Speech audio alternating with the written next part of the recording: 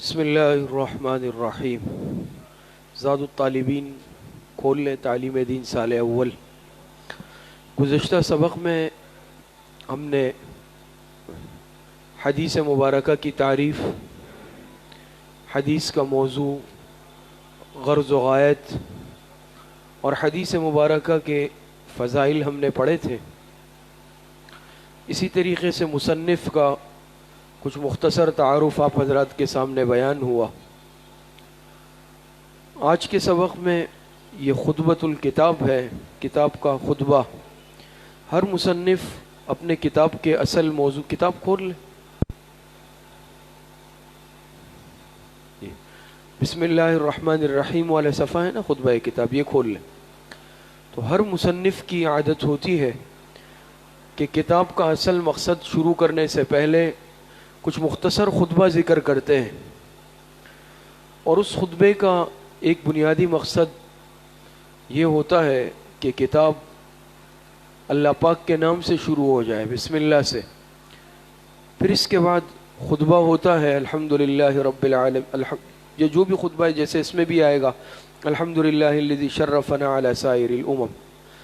اس کے بعد یہ خطبہ جو ہوتا ہے یہ حمد و ثنا اور درود و سلامتی پر ایک حصہ مشتمل ہوتا ہے، اور بعد والا جو حصہ ہوتا ہے اس میں تعارف کتاب، مصنف اپنی کتاب کا مختصر تعارف کراتے ہیں۔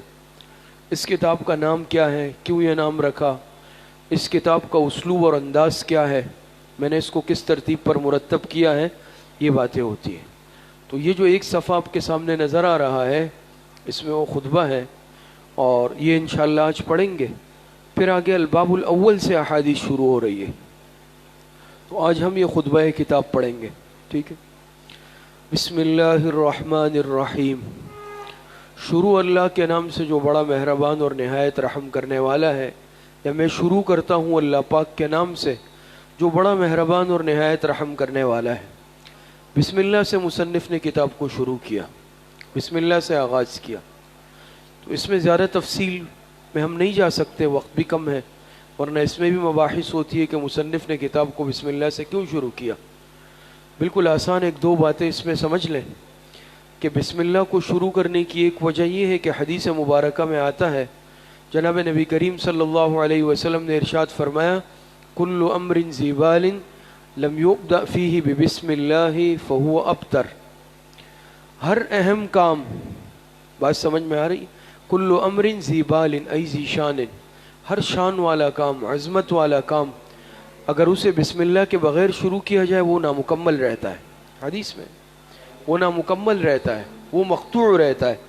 اس حدیث کی اتباع کرتے ہوئے مصنف نے کتاب کو بسم اللہ سے شروع کیا، کچھ وجہ سمجھ میں آ رہی ہے۔ دوسری بات یہ ہے کہ ظاہری بات ہے انسان جو بھی اہم کام اور عظمت والا کام کرے، اس کا تقاضا یہ ہے کہ انسان اللہ پاک کے نام سے شروع کرے۔ اللہ پاک ہی کی توفیق سے تمام اعمال یعنی انسان کر سکتا ہے نا، اللہ پاک کی توفیق کے بغیر انسان کچھ بھی نہیں کر سکتا۔ تو اتنا بڑا کام ہوا، احادیث کو جمع کیا، یہ بھی اللہ پاک کی توفیق سے ہوا۔ تو مصنف نے کتاب کو بسم اللہ الرحمن الرحیم سے شروع کیا کہ اللہ کے مبارک نام سے شروع کرتا ہوں۔ یہ بات سمجھ میں آ گئی ہے آپ کو؟ آگے دیکھیں، الحمدللہ الذی شرفنا علی سائر الامم، اس کا ترجمہ اور مختصر تشریح کریں گے، پریشان ہونے کی ضرورت نہیں ہے، کتاب انشاءاللہ آگے شروع ہوگی۔ تو دیکھیں نظر آ رہی ہے عبارت، الحمدللہ الذی شرفنا علی سائر الامم برسالۃ من اختصہ من بین الانام بجوامع الکلم وجواہر الحکم۔ اس کے بعد دیکھیں الحمدللہ، یہ خطبے کا وہ حصہ ہے جو حمد اللہ پاک کی حمد و ثنا پر مشتمل ہے، سمجھ میں آ رہی ہے۔ خطبے کا جو پہلا حصہ ہوتا ہے اس میں دو باتیں ہوتی ہیں عام طور پر، ایک اللہ پاک کی حمد و ثنا اور دوسرا حضور علیہ الصلوۃ والسلام پر درود شریف بھیجنا۔ بات سمجھ میں آ رہی ہے؟ تو یہ، اور اس کی بھی وجہ بالکل ظاہر ہے کہ انسان جو بھی کام شروع کر رہا ہے تو حق ہے کہ پہلے انسان اللہ پاک کی تعریف کرے۔ عام بھی آپ دیکھتے ہیں نماز جمعے کا خطبہ ہوتا ہے، بیان کوئی شروع کرتا ہے تو اس طرح کا نا الحمدللہ رب العالمین والعاقبۃ للمتقین، یا جو بھی اس طرح کے خطبے ہوتے ہیں، نکاح کے ہیں، جمعے کا ہے، عیدین کا ہے، یا کوئی وعظ و بیان شروع کرتا ہے تو کس سے شروع کرتا ہے؟ الحمدللہ سے، اللہ پاک کی حمد و ثنا سے۔ اللہ پاک کا حق ہے کہ پہلے اس کی تعریف بیان کی جائے۔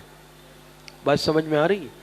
تو یہ اتنا بڑا کام ہوا، اللہ پاک نے خدمت لی، تو مصنف نے سب سے پہلے اللہ پاک کی حمد و ثنا بیان کی۔ سمجھ میں آ رہی ہے بات؟ دیکھیں الحمدللہ الذی، فرماتے ہیں تمام تعریفیں خاص ہے اس اللہ پاک کی ذات کے لیے، تمام تعریفیں خاص ہے اس اللہ پاک کی ذات کے لیے، الذی شرفنا علی سائر الامم، جس نے ہمیں عزت بخشی باقی تمام امتوں پر، شرف بخشا، جس نے ہمیں شرف بخشا، عزت بخشی باقی تمام امتوں پر۔ جس طرح جناب نبی کریم صلی اللہ علیہ وسلم تمام پیغمبروں میں افضل ہے، آپ کی امت بھی تمام امتوں سے افضل ہے، اور ہم اس اعتبار سے خوش قسمت ہیں کہ ہم حضور علیہ السلام کے امتی ہیں۔ تو آپ علیہ السلام کی امت کو باقی تمام امتوں پر اللہ پاک نے ایک شرف بخشا ہے، حضور علیہ السلام کی امت کو۔ سمجھ میں آ رہی ہے؟ وہ فرماتے ہیں الحمدللہ الذی شرفنا علی سائر الامم۔ یہ خطبہ ہے، ابھی کتاب شروع نہیں ہوئی، پریشان ہونے کی ضرورت نہیں ہے۔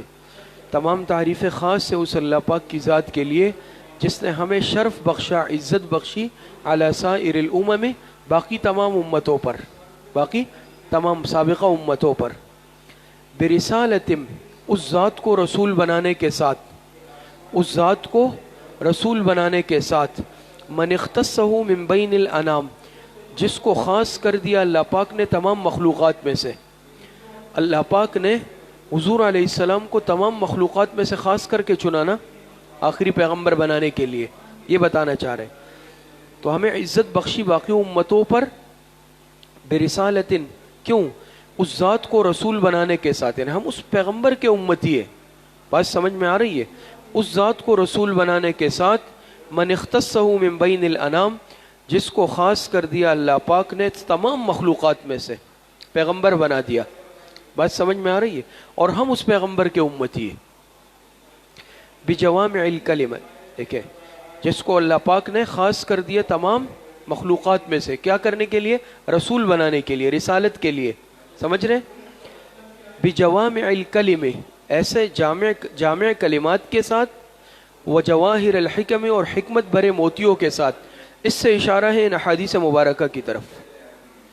یہ حدیثیں جو ہے نا، یہ مختصر، یہ جوامع الکلم کہلاتی ہے۔ کیا کہلاتی ہے؟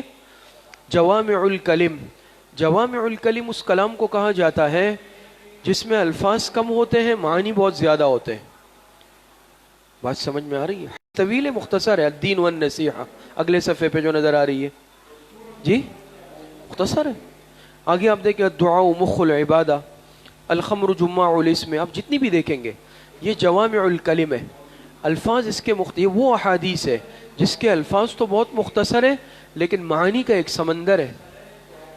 سمجھ میں آ رہی ہے؟ تو فرمائے کہ ایسے آپ علیہ السلام کو اللہ پاک نے رسول بنایا، چنا پوری امت میں سے، ایسے جامع کلمات کے ساتھ، اور جواہر الحکم، حکمت بھرے موتیوں کے ساتھ۔ حکمت بھرے موتی سے مراد کیا ہے؟ یہی احادیث ہے۔ یہ حکمت کے موتی ہے نا، یہ تو بڑے قیمتی موتی ہے۔ ایک ایک حدیث مختصر ہے لیکن بہت جامع ہے، آپ پڑھیں گے انشاءاللہ احادیث تو سمجھ میں آ رہا ہے کچھ؟ آگے فرماتے صلی اللہ تعالی علیہ وعلی آلہ وصحبہ وبارک وسلم۔ یہ خطبے کا وہ دوسرا حصہ ہے جو حضور علیہ السلام پر درود اور سلامتی پر مشتمل ہے۔ اگر بھولے نہیں ہیں تو میں نے شروع میں عرض کیا کہ خطبے میں پہلے دو باتیں ذکر کرتے ہیں، پہلے اللہ پاک کی حمد و ثنا، اس کے بعد حضور علیہ السلام پر درود شریف بھیجنا۔ اور یہ تقاضا ہے ہمارے ایمان کا، کیونکہ اللہ پاک ہمارے مالک اور خالق ہے، اس کا تقاضا ہے کہ پہلے اللہ پاک کی تعریف کی جائے۔ اللہ پاک کی ذات کے بعد ہمارے محسن کون ہے؟ جناب نبی کریم صلی اللہ علیہ وسلم، جن کی بدولت ہمیں یہ ایمان ملا ہے۔ تو ان کا حق ہے آپ علیہ السلام کا بھی کہ ان پر بھی درود بھیجا جائے۔ تو اللہ پاک پر حمد و ثنا جب بھیج دی، اس والے حصے میں آپ بھیج رہے ہیں حضور علیہ السلام پر درود ثنا۔ آپ خطبے میں دیکھتے ہیں نا الحمدللہ رب العالمین والعاقبۃ للمتقین، اور اسی طریقے سے آخر میں ہم کہہ رہے ہیں صلی اللہ تعالی علیہ وعلی آلہ واصحابہ۔ ہم جو دعا مانگتے ہیں، اجتماعی دعائیں مانگتے ہیں، اس میں دعا شروع نہیں الحمدللہ رب العالمین والعاقبۃ للمتقین، آخر میں ہم کیا صلی اللہ علیہ وعلی آلہ واصحابہ اجمعین۔ اس میں بھی دونوں باتیں آتی ہیں، اس میں بھی دونوں باتیں آتی ہیں۔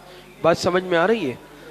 تو فرما رہے ہیں صلی اللہ تعالی علیہ وعلی آلہ وصحبہ وبارک وسلم، درود اور سلامتی نازل ہو. ترجمہ عبارت غور سے دیکھیں گے سمجھ میں آئے گا. صلی اللہ تعالی علیہ، جب میں ترجمہ کروں کتاب کی طرف دیکھیں، درود نازل ہو، اللہ پاک درود اور سلامتی نازل فرمائے علیہ، ان پر.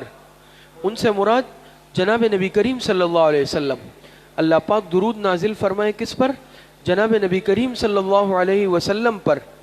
وعلی آلہ، اور ان کی آل پر، اور ان کی آل پر. آل سے مراد کون ہے؟ اس میں بھی کئی اقوال ہے، وہ تو علمی بحث سے ہم تفصیل میں نہیں جاتے، نہ جا سکتے ہیں. اتنا سمجھ لیں کہ آل سے بعض حضرات فرماتے ہیں آپ علیہ الصلوۃ والسلام کی اولاد. ایک قول یہ کہ آپ کی ازواج مطہرات، ایک قول یہ کہ آپ کی ازواج مطہرات، آپ کی تمام اولاد، بیٹیاں، خاندان، سب. اور ایک قول یہاں تک بھی علماء نے لکھا ہے کہ قیامت تک آنے والا ہر مسلمان صاحب کلمہ وہ آل میں داخل ہے. بات سمجھ میں آ رہی ہے؟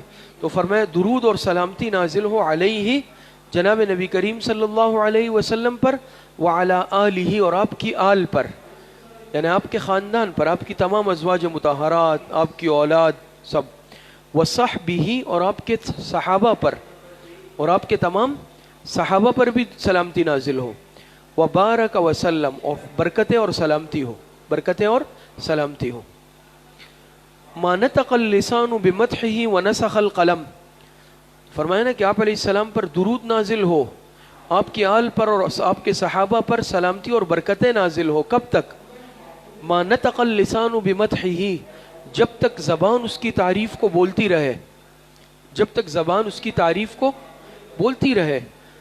وَنَسَخَ الْقَلَمْ، اور جب تک قلم اس کو لکھتا رہے، قلم اس کی تعریف کو، اشارہ ہے، کنایہ ہے قیامت سے. جب تک انسانیت زندہ ہے زبان اللہ پاک کی حمد و ثنا اور حضور علیہ السلام پر درود بھیجتے رہے گی. قیامت تک ہوگا نا، جب تک انسان زندہ ہے. تو اس کا مطلب ہے کہ یہ قیامت تک ہو، قیامت تک اللہ پاک کی تعریف ہوتی رہے، حضور علیہ السلام پر درود اور سلامتی نازل ہوتی رہے. یہ حصہ سمجھ میں آیا ترجمہ؟ آگے دیکھیں، آگے بھی دیکھیں. یہ اما بعد سے وہ حصہ ہے جس میں مصنف کتاب کا تعارف کروائیں گے مختصر. کتاب کا نام کیا ہے، کتاب کو میں نے کس ترتیب پہ رکھا ہے. یہ اما بعد، یہ اما بعد آپ خطبے میں بھی سنتے ہیں خطبہ سے نا، جب خطبہ شروع میں پڑھ لیتے پھر فرماتے اما بعد فاعوذ باللہ. اما بعد اس کا مشار الیہ ہے، ای بعد الحمد والصلاۃ. کس چیز کے بعد؟ کہا نا ہر چیز بعد. کس کے بعد؟ اس کے بعد جو ابھی بیان ہوا، حمد اور ثنا کے بعد. حمد اور ثنا کے بعد، اللہ پاک کی حمد و ثنا کے بعد اب یہ بات ہو رہی ہے آگے. اما بعد، ہر چیز حمد و ثنا کے بعد، ای بعد الحمد والصلاۃ. فہذا کتاب وجیز، کتاب کا تعارف ہے اس حصے سے. صحیح ہے، میں آسان ترجمہ کروں گا. فہذا کتاب وجیز، وجیز ای مختصر. وجیز کے معنی آتے ہیں مختصر. فرماتے ہیں کہ ہر چیز یہ کتاب مختصر ہے. کیا ہے بھئی؟ زار الطالبین کوئی زیادہ موٹی کتاب تو نہیں ہے نا. دیکھ بات سمجھ میں آ رہی ہے. فہذا کتاب وجیز، پس یہ کتاب مختصر ہے. کیا ہے؟ کتاب مختصر ہے. منتخب من کلام الشفیع العزیز، اور اس کو منتخب کیا گیا ہے اس ذات کے کلام سے، اس کو منتخب کیا گیا ہے اس ذات کے کلام سے. الشفیع العزیز، یہ صفات ہے جو کہ سفارش کرنے والی ہے، شفاعت کرنے والی ہے اور عزتوں والی ہے. کون مراد ہے؟ بتائے گا کوئی؟ جی شاباش، جناب نبی کریم صلی اللہ علیہ وسلم مراد ہے. آپ علیہ السلام شفیع المذنبین ہیں، یعنی آپ کو کہا جاتا ہے قیامت میں آپ علیہ السلام امت کے حق میں سفارش کریں گے، شفاعت کریں گے، آپ کو شفیع کہا جاتا ہے. بات سمجھ میں؟ اور عزیز، عزتوں والے، دنیا میں سب سے زیادہ عزتوں والی ذات وہ جناب نبی کریم صلی اللہ علیہ وسلم کی ہے. بات سمجھ میں آ رہی ہے؟ اور یہ آپ علیہ السلام کے احادیث سے یہ مجموعہ منتخب کیا گیا ہے نا، اس کی طرف اشارہ ہے. سمجھ رہے ہیں؟ میں آسان انداز میں کوشش کر رہا ہوں. فرماتے فہذا کتاب وجیز، پس یہ کتاب مختصر ہے. منتخب من کلام الشفیع العزیز، جو منتخب کی گئی ہے. بھئی یہ مشکات المصابیح سے احادیث کو یہاں لایا گیا ہے. جس کو منتخب کیا گیا ہے اس ذات کے کلام سے جو ذات شفاعت کرنے والی ہے اور عزتوں والی ہے، یعنی جناب نبی کریم صلی اللہ علیہ وسلم کے احادیث مبارکہ سے اس کو منتخب کیا گیا ہے. اقتبسته من الکتاب اللامع الصبیح، مصنف فرماتے ہیں میں نے اس کو چنا ہے میں نے ان احادیث کو چنا ہے من الکتاب اللامع الصبیح، ایک روشن چمکدار کتاب سے، ایک روشن چمکدار کتاب سے. لامع کہتے ہیں چمکدار. بات سمجھ میں آ رہی ہے؟ روشن چمکدار، اس سے اشارہ ہے کون سی کتاب؟ آگے فرما رہے المعروف بمشکات المصابیح، جو معروف ہے مشکات المصابیح کے نام سے. جو معروف ہے، نام سنا ہے مشکات المصابیح کا؟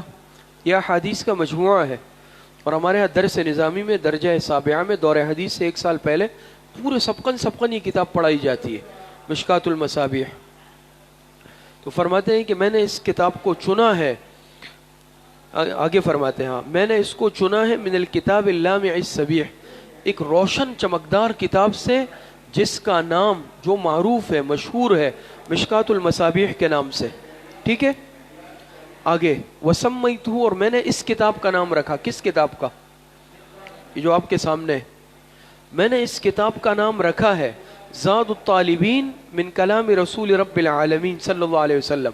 یہ پورا نام ہے، مختصر نام ہم لیتے ہیں زاد الطالبین، ورنہ اس کا پورا نام یہ ہے زاد الطالبین من کلام رسول رب العالمین. ذات کہتے ہیں توشے کو، زاد راہ.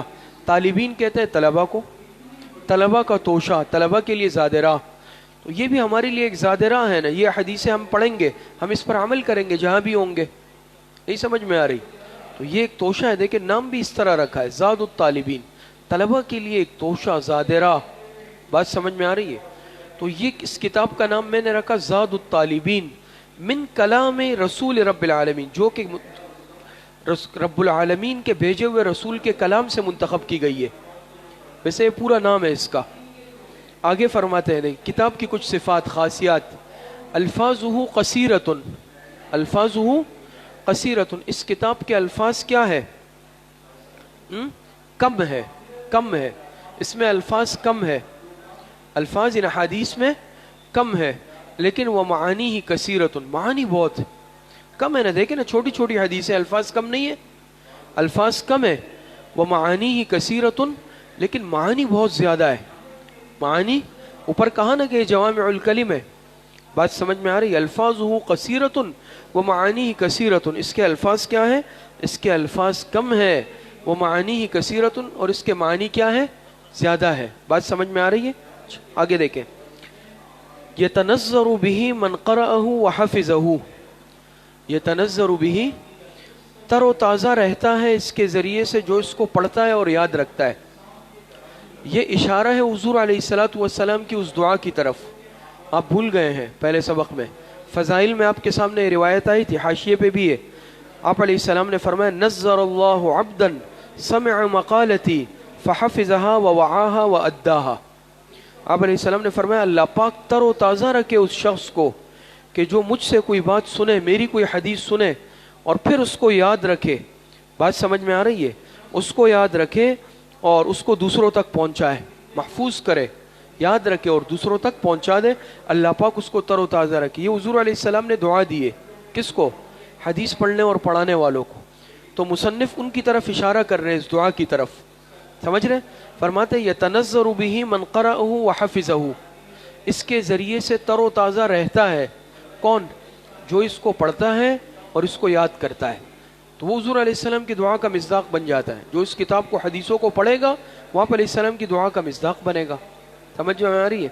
وَيَبْتَهِجُ بِهِ مَنْ دَرَسَهُ وَسَمِعَهُ، اور بارونق رہتا ہے، بارونق رہتا ہے کہ جو اس کو کیا کرتا ہے؟ جو اس کو پڑھاتا ہے اور سنتا ہے. پڑھانے والا، سننے والا، استاذ بھی طالب علم بھی، پڑھنے پڑھانے والے سب بارونق رہتے ہیں. علم کا نور ملتا ہے، حدیث کا نور ملتا ہے. یہ بات سمجھ میں آ رہی ہے؟ آگے دیکھیں. وَرَتَّبْتُهُ عَلَى بَابَيْنِ، اب اسلوب، کتاب کا اسلوب، انداز کیا ہے؟ فرماتے میں نے اس کتاب کو مرتب کیا ہے 2 ابواب میں، تقسیم کیا ہے 2 ابواب میں. یہ کتاب 2 ابواب پر مشتمل ہے. 2 ابواب پر. اگلا صفحہ دیکھیں، اگلا صفحہ، اس میں لکھا ہے الباب الاول. نظر آیا؟ نظر آیا الباب الاول؟ یہ پہلا باب ہے.